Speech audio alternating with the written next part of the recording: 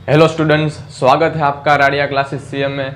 तो दोस्तों, आज हम स्टार्ट करने वाले हैं 4 सब्जेक्ट का दूसरा पोर्शन बीसी के चैप्टर 6। क्या है chapter 6? Common business terminologies. Chapter 6 का नाम क्या है? Common business terminology. अब मैं आपको 2 बातें समझाना चाहता हूँ कि पहली, इनमें से कितने मार्क का हम कवर करेंगे। दूसरा, स्टूडेंट्स को प्रॉब्लम क्या आता है वो मैंने ऊपर लिखा है, वो भी हम डिस्कस करेंगे। तो चलिए स्टार्ट करते हैं। पहले हम बात करते हैं कि इस चैप्टर में से आपको कितना मार्क का आएगा, कितना वेटेड है। तो मैं आपको बता दूं, 7 से 10 मार्क का कवर होगा आपका इस चैप्टर से। जी हाँ दोस्तों, कई स्टूडेंट्स को यह चैप्टर इजी लगता है और कई स्टूडेंट्स को यह चैप्टर टफ लगता है, क्योंकि मॉड्यूल में कई सारे वर्ड्स लिखे हुए हैं। तो आपको प्रॉब्लम आ सकती है, 2 तरीकों से आपको प्रॉब्लम आ सकती है। मैंने यहाँ पे लिखा हुआ है, पहला कैसे करें। तो मैं आपको वो सॉल्यूशन बता रहा हूँ। आपको क्या ध्यान पे रखना है? आपको कीवर्ड ध्यान पे रखना है। कोई भी वर्ड्स आप स्टार्ट करो पढ़ने का तो आपको कीवर्ड्स याद रखना है, क्योंकि कीवर्ड्स आपको याद रहेगा तो ही आप समझ पाओगे कि ये क्या कहना चाहता है। कंसेप्ट आपका क्लियर होगा, लेकिन आपको कीवर्ड्स भी याद रहने चाहिए। तो पहली प्रॉब्लम ये कि कैसे याद रखें। तो आपको कीवर्ड्स याद रखना होगा और वो मैं आपको याद रखवाऊंगा। दूसरी प्रॉब्लम, कितना याद रखें। मॉड्यूल में तो कितना सारा लंबा चौड़ा लिस्ट दिया हुआ है, तो क्या हम सब याद रखें? नहीं, कुछ मैं आपको आईएमपी बताऊंगा और आपको कैसे करना है वो भी मैं आपको बताऊंगा। पीछे जो आपको एक्सरसाइज दी गई हुई है वो आपको पहले सोल्व करनी पड़ेगी। जी हाँ दोस्तों, पहले आपको पीछे जो एक्सरसाइज दी गई हुई है वो 35 एमसीक्यू आपको सोल्व करने पड़ेंगे, क्योंकि मॉड्यूल में सब आईएमपी क्वेश्चन होते हैं। तो पहले आपको वो 35 क्वेश्चन सोल्व करने पड़ेंगे। बाद में आपको ये लेक्चर देखना पड़ेगा। आईएमपी से भी थोड़े आईएमपी और थोड़े एक्स्ट्रा क्वेश्चन भी आपको यहाँ पे लिख के दे रखे हैं। तो आपको पहले मॉड्यूल सोल्व करनी पड़ेगी, वहाँ पे सब आईएमपी कवर हो जाएगा। फिर बाद में आपको ये लेक्चर देखना पड़ेगा, क्योंकि मैंने यहाँ पे आईएमपी भी दिए हुए हैं और कुछ एक्स्ट्रा वर्ड्स भी आपको दिए गए हुए हैं। तो चलिए दोस्तों, अब लेक्चर स्टार्ट करते हैं। तो पहला है थिन मार्केट। थिन मार्केट का पहला हम कीवर्ड ढूंढेंगे, क्योंकि आपको कीवर्ड याद रहेगा तभी आपको मालूम चलेगा कि थिन मार्केट क्या है। तो चलिए, तो थिन मार्केट का means market in which there are low numbers of bids to buy and offer to sell. तो ये आपका कीवर्ड्स निकलेगा, low numbers of bids to buy and offer to sell. तो ये पहले आपको याद रखना पड़ेगा, क्योंकि ये आपको याद नहीं रहेगा तो आपको थिन मार्केट क्या है वो आपको पता नहीं चलेगा। अब हम आते हैं कंसेप्ट पे। तो थिन मार्केट ये कहना चाहता है कि अभी बाजार में कोई हलचल नहीं है, कोई खरीदार नहीं है, बहुत कुछ खरीदार नहीं है, सामान कुछ कम बिकता है, इसलिए मार्केट थिन हुआ है और कोई हलचल भी नहीं है। तो थिन मार्केट आपको यह कहना चाहता है और आपको उसका कीवर्ड याद रखना पड़ेगा, low number of birds to buy, offer to sell. तो ये एक कीवर्ड आपको ध्यान में रखना होगा। दूसरा आईएमपी वर्ड्स, पीई रेशियो। अब हम जब इन्वेस्ट में या कोई भी कंपनी में इन्वेस्ट करने जाते हैं तब हम ये रेशियो ज़्यादा देखते हैं, क्योंकि यह पीई रेशियो बहुत इंपॉर्टेंट माना जाता है। अब देखते हैं उसका keyword, market price of share of stock. Market price of share divided the earning per share. जो भी शेयर का प्राइस निकलेगा, जो भी मार्केट का प्राइस निकलेगा, divide by earning per share. आपका जो भी मार्केट का, जो भी कंपनी का जो भी प्राइस होगा, जो भी अर्निंग होगा, जो भी प्रॉफिट होगा, उससे हम डिवाइड करेंगे। इसलिए इसका कीवर्ड ये है, market price of share divided earning price of share. तो दोस्तों, अब अर्निंग भी हो सकती है या प्रॉफिट भी हो सकता है, कुछ भी आप डिवाइड कर सकते हो, लेकिन दोनों ही एक ही है। तो इसका कीवर्ड ये है। अब तीसरा, बुक वैल्यू। तो ये बहुत आसान है, क्योंकि ये सबको समझ आ जाएगा।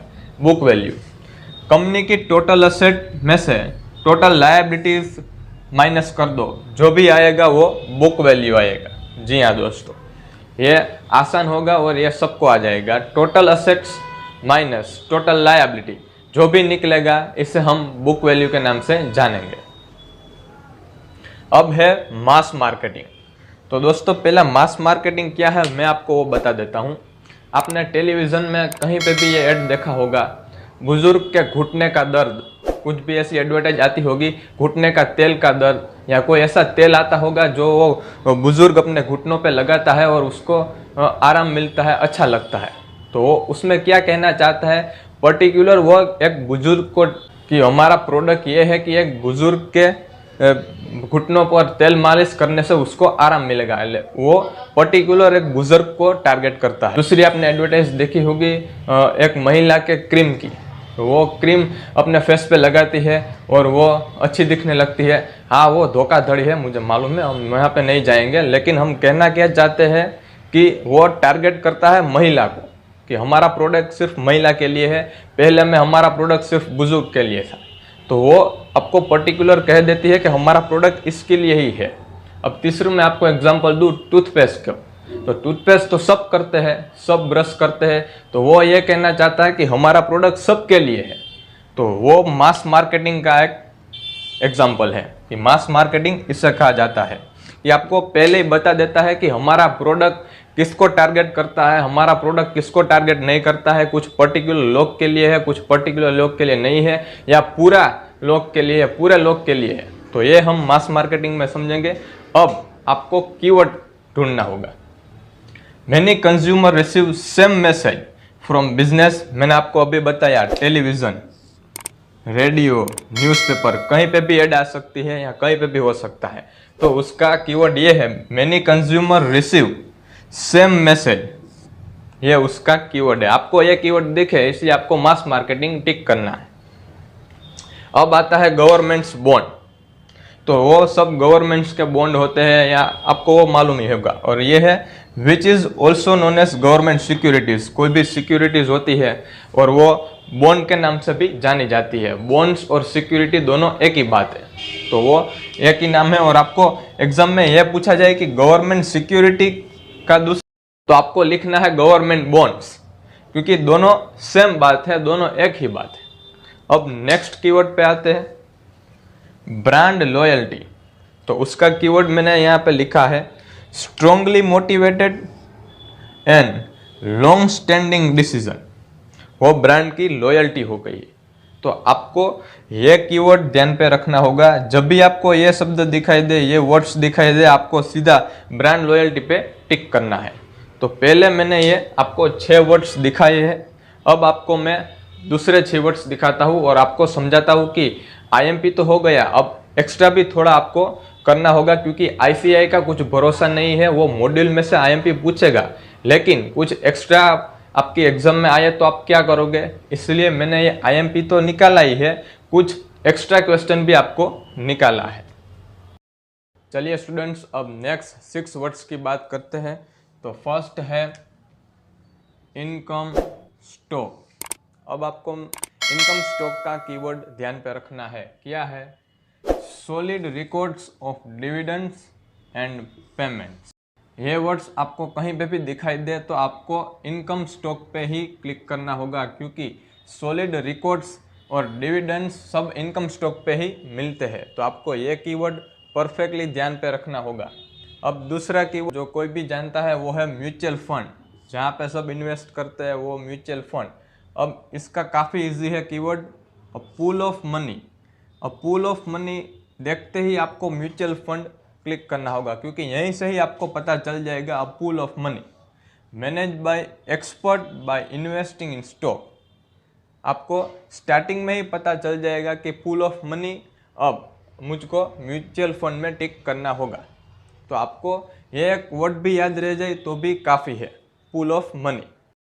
अब थर्ड वर्ड स्टार्ट करते हैं, वो है मर्जर।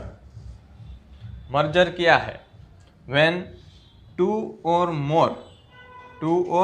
मोर कंपनीज कम टुगेदर, दो या दो से ज़्यादा कंपनी एक साथ में मिल जाए तो हम क्या कहेंगे, मर्जर। ध्यान से वर्ड्स को अब देखना, टू और मोर कंपनीज, दो या दो से ज़्यादा, तो हम क्या कहेंगे उसको, मर्जर। अब आते हैं कॉमर्शियल पेपर। यह कॉमर्शियल पेपर क्या है, तो यह एक प्रोमिसरी नोट है, शॉर्ट टर्म प्रोमिसरी नोट। जी हाँ दोस्तों, ये लॉन्ग टर्म नहीं होता, शॉर्ट टर्म ही होता है, शॉर्ट टर्म प्रोमिसरी नोट। आपको ये कीवर्ड ध्यान पे रखना है, शॉर्ट टर्म प्रोमिसरी नोट। इसका मतलब ये है एक कॉमर्शियल पेपर आपको ही मिलेगा, शॉर्ट टर्म यानी कॉमर्शियल पेपर। नेक्स्ट आता है ऑडिट। तो ऑडिट में क्या होता है, उसका कीवर्ड है careful review of financial record. जो भी लोग फाइनेंशियल रिकॉर्ड रखते हैं उसका ऑडिट कराते हैं, उसका एक केयरफुल रिव्यू बनाता है, वो है ऑडिट। तो आपको ऑडिट का यह कीवर्ड ध्यान पे रखना होगा, careful review of financial record. तो दोस्तों, अब आप मॉड्यूल सोल्व करके आए हो, अब ये लेक्चर आप देख रहे हो, तो आपको ये वर्ड्स आईएमपी ही है और कुछ एक्स्ट्रा वर्ड्स भी मैंने लिखे हैं, क्योंकि आईसीआई का कुछ भरोसा नहीं है, वो आईएमपी भी डाल दे और कुछ एक्स्ट्रा सम भी आपको दे। तो आपको ये सब भी करना है और मॉड्यूल के एक्सरसाइज के पीछे जो आपको दिया गया है वो भी आपको सोल्व करना है। वो 35 MCQ आपको सोल्व करना पड़ेगा, बाद में आपको ये सब सोल्व करना होगा। तो दोस्तों, आज के लिए बस इतना ही। Thank you.